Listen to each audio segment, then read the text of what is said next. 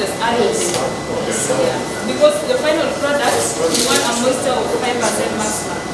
So we have to confirm it. Yeah, since 2008.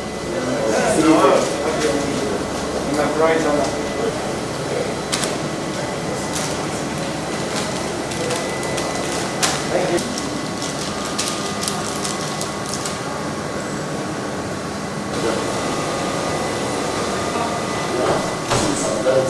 Since I'm the only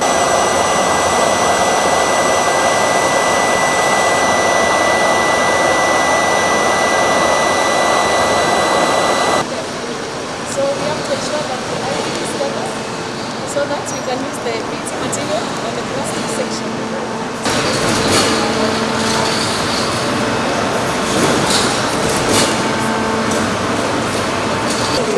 In your house, segregate plastic and you segregate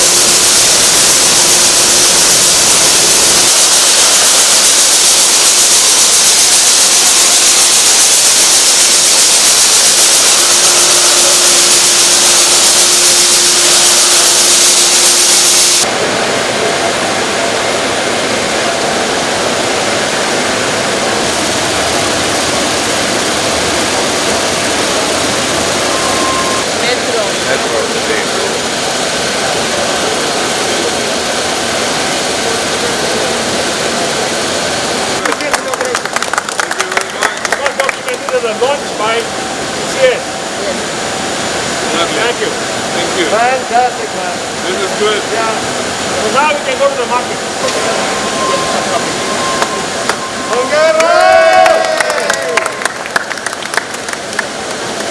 Well done.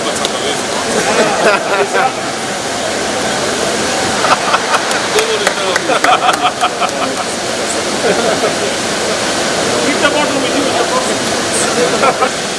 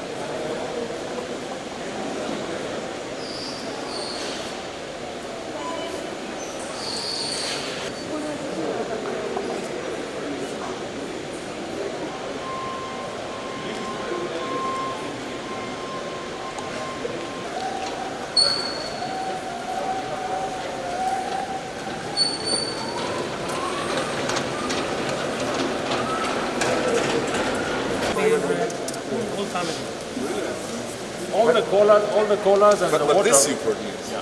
Yes. And this as well. Even this. And even this. Nice, okay. Can we have all the ladies from Bidco? Yeah. He's the one who distributes the people.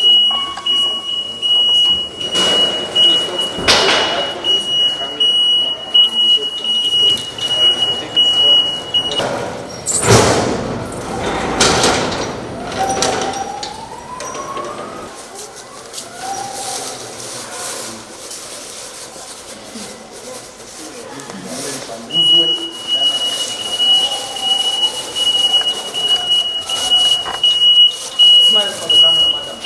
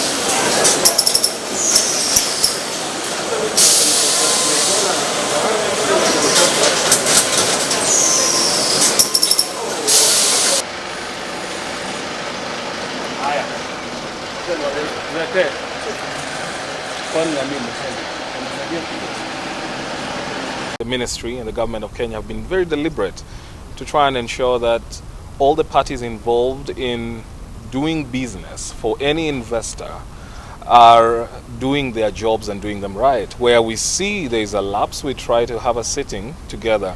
We have a multi-agency approach towards dealing with some of these issues. Let me say that the Africa Continental Free Trade Area has kicked off effective January this year. And Kenya needs to be a major player because of this massive regional market.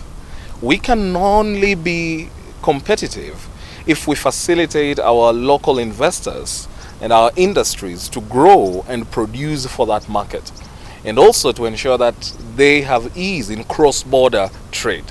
And so the Ministry of Trade and Industrialization, working together with all our nearly 20 SAGAs, semi-autonomous government agencies, are there to ensure that this happens, whether it's through Kenya Investment Authority or the Kenya Bureau of Standards or Anti-Counterfeit Authority, or even our sister organizations like the Kenya Revenue Authority, and that we give the right climate and condition for our investors to do business without feeling unfairly targeted in this regard. And that's what we are here to do. So our visit here, as my colleague has said, is to ensure, one, that Bidco upholds our standards, our local standards as set, and we are impressed by what we have seen, that they have adhered to all the local and global standards of production, and their certification is therefore well merited. And secondly, to identify where there may be gaps and need for assistance by government. And I am proud to say that wherever we have noted there are challenges, we will pick them up. But in the whole, this has been a great tour. We are proud of this brand and many others that are doing a similar kind of thing. And for this massive investment that employs, hundreds of our young people and various cadre of our skilled staff. Bidco Industrial Park has showcased one of the most sophisticated, machinery and great output. I need to laud them for knowledge transfer and skill transfer in the industrialization sector. You all know that the president holds dear manufacturing as one of his key agendas for the country, as a legacy agenda. And the big four as manufacturing, food security, housing, and of course health. But Bidco's industrial park is a confluence of both manufacturing and food security. I am happy to note that we have a very diversified team here, that there's been on-job training for most of the staff in here, and there's a great potential for our industrial sector in the country.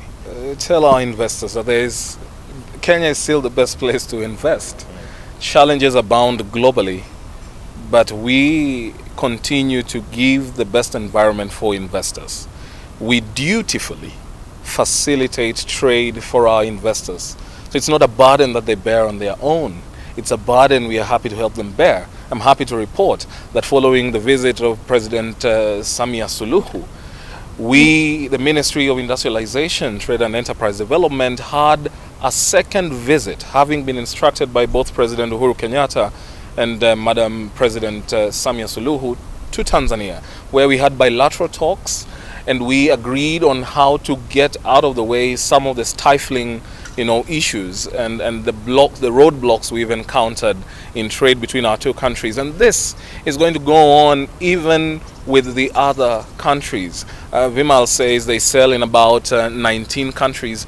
We hope that they can sell to even 50 countries, because that strengthens us. Remember, the plant is based in Kenya. When there is a greater demand and a huger market, they will be compelled to expand locally. And when they expand locally, the beneficiaries of their expansion will be our people getting employment and job opportunities. And so my plea to all our investors is, please invest here. But should you encounter challenges, the ministry and all its state agencies is here to help you overcome them. All our state agencies are instructed, and we are all instructed by the President, to help grow our industry and our manufacturing sector, and that is our duty.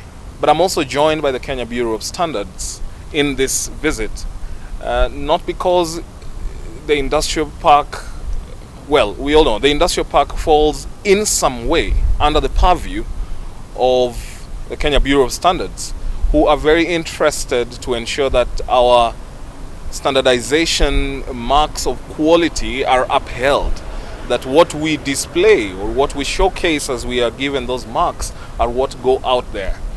And so KEBS is here, the Director of Quality Assurance, joined me on this trip on behalf of the CEO to come and see what is being done in this wonderful sector. One of the things that we are interested in when we come to a factory like this is to see the measures that the investor or the manufacturer has put in place to ensure that the entire production process is done within some parameters that guarantee safe products. It is very important because here we are dealing largely with the food products to ensure that the products coming out of the factory are safe. And so we look at the processes that they have put in place in terms of controlling the qualities of the incoming material, the processes how they control their production processes, and eventually their final products. So that when we have that assurance in place, then our role becomes easier in terms of facilitating them to get the authorizations that they require to apply our quality marks on their products. We have put in place programs that are engineered or are designed to ensure that counterfeit products do not have access to our markets. Whether they are being produced locally or they are being imported, we have put in place controls that check the products during production. For example, for you to put a product in the market, if it's being manufactured locally, you have to apply for our authorization. And you cannot be able to get our mark unless you meet certain quality requirements, including ensuring that you do not counterfeit somebody else's products. In terms of imports, it's a requirement before products are imported, they undergo an inspection. And one of the requirements that we do, what we check in the inspection process, is again to ensure that we do not permit somebody brands to be imported by another person who is not authorized. So, but our mandate is largely to do with the quality. We jointly work together with other agencies that deal specifically with the counterfeit issues, the anti-counterfeit agency, and other government agencies that are involved in trade regulation. The policies of Kenya are totally pro. The Big Four is very clear. There's no doubt about it. We have no hesitation to say the policies are good, the implementation is good. All we need to do is sort out a few hurdles that we have. And those hurdles are always going to be there. And I think this is something that we need to really discuss, dialogue, and jointly find solutions to, because they're not big. They can be done by policy. It's not very difficult to sort out. And that's what a lot of manufacturing really can do well. We are excited with the ACFTA, the Africa Continental Free Trade Area, coming in January. And right now we have opportunities. The EAC now, with Tanzania frankly opening up to Kenyan products and not blocking us anymore. I think the rapport between the two heads of state and the governments are good. Therefore, even Burundi, same thing. I think that's important to say that the whole of East Africa now can become so much more better, one market. And look, we allow them to come in, we're allowed to go and export to those markets, and whoever is competitive at the end wins.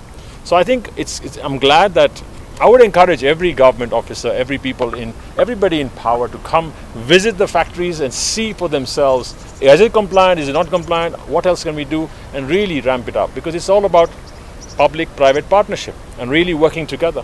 So again, not only us, but also even the small guys. And I showed all of them, I showed them how many registrations we have to go through, just to get registered for all this. I think this is where even the MSMEs need to be helped in some way. And I think that realization has come through and we're on a good footing.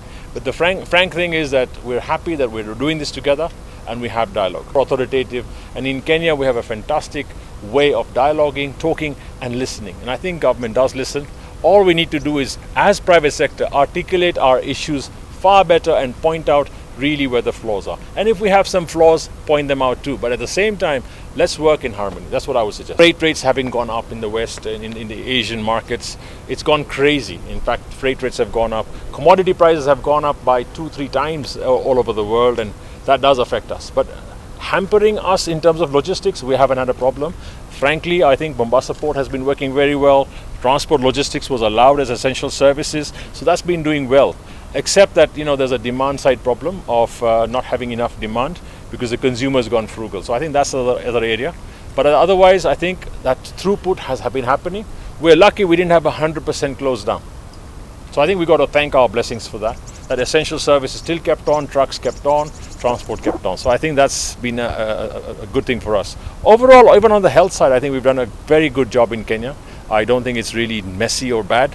So I think all that is done is we still got to keep our vaccines, that's the mask, keeping them on and really keep our distances. And I think we're on the right footing. What I'm saying is wherever there are hurdles around introducing new products, let's clear them off. And last year, during COVID, we launched a new factory and we started exporting. And right now we're exporting to 19 different countries. All I'm saying is let's allow that to happen and say, fine, go forth and do that. And really, I think Kenya is a fantastic hub and a place. And I think we should not let that go down. During this budget, I see a lot of changes coming through, which may not be conducive to Kenya becoming a hub. And I think this is something that we must be very, very aware of and be sensitive to, that Kenya must not lose its hub status.